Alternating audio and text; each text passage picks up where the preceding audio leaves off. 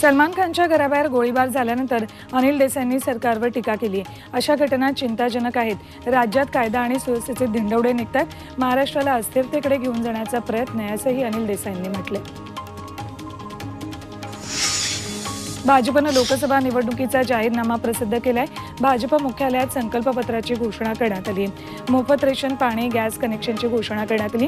राष्ट्रीय शैक्षणिक धोरण लागू करण्यात येईल अशी घोषणा करण्यात आली। इलेक्ट्रिक वाहनांसंबंधी धोरणांना चालना देण्यासोबत वंदे भारत ट्रेनची संख्या वाढवण्याबाबतही घोषणा करण्यात आली आहे।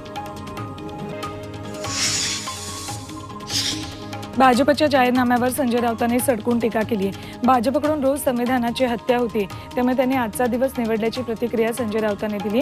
तर भ्रष्ट लोकांना स्वतःच्या पक्षात घेणारे भ्रष्टाचार कसा मिटवणार असा सवाल मल्लिकार्जुन खरगेंनी पंतप्रधान मोदींना विचारलाय।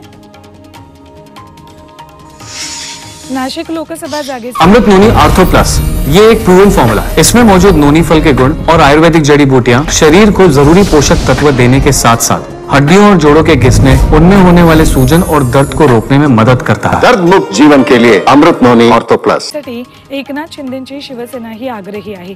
नाशिकच्या जागेवर महायुतीत चर्चा सुरू असताना ही जागा शिवसेनेला मिळाली पाहिजे अशी मागणी पालकमंत्री दादा भुसेंनी केली। मात्र उमेदवार ठरवण्याचा अधिकार एकनाथ शिंदेंना आहे। ते जे आदेश देतील त्याचं पालन केलं जाईल असंही भुसे म्हणाले। धैर्यशील मोहिते पाटील शरद पवारांच्या राष्ट्रवादी काँग्रेस पक्षात प्रवेश करणार आहेत। महाविकास आघाडीकडून त्यांना माढ्याची उमेदवारी मिळाली। 3 दिवसापूर्वीच त्यांनी पुण्यात शरद पवारांची भेट घेतली होती। सविस्तर चर्चेनंतर त्यांच्या उमेदवारीबाबत शिक्कामोर्तब करण्यात आलं। 16 एप्रिलला ते उमेदवारी अर्ज दाखल करणार आहेत। मोहिते पाटलांनी शरद पवारांसोबत जाण्याची भूमिका जाहीर केल्यानंतर सोलापूर जिल्ह्याच्या राजकारणातील मोहिते पाटील आणि सुशीलकुमार शिंदे यांच्यातील दुरावा संपणार आहे। शरद पवार, सुशीलकुमार शिंदे विजयसिंह मोहिते पाटील यांच्या शिवरत्न बंगल्यावर भोजनासाठी दाखल झालेत।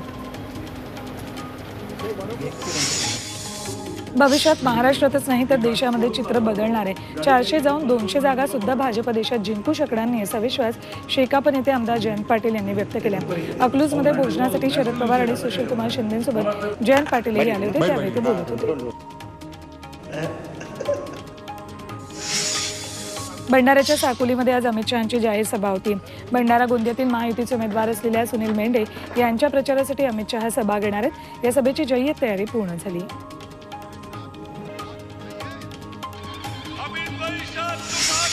काँग्रेस अध्यक्ष मल्लिकार्जुन खरगे आज नागपूरमध्ये जाहीर सभा घेणार आहेत। महाविकास आघाडीचे उमेदवार विकास ठाकरे यांच्या प्रचारासाठी शहरातील गोळीबार चौकात ही सभा होती।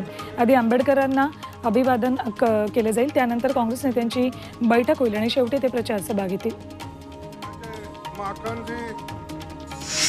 पाटण तालुक्याच्या दौऱ्यावर असणाऱ्या खासदार उदयनराजे भोसलेंनी मुंदुळे येथे अण्णासाहेब पाटील आर्थिक विकास महामंडळाचे अध्यक्ष नरेंद्र पाटील यांची सदिच्छा भेट घेतली।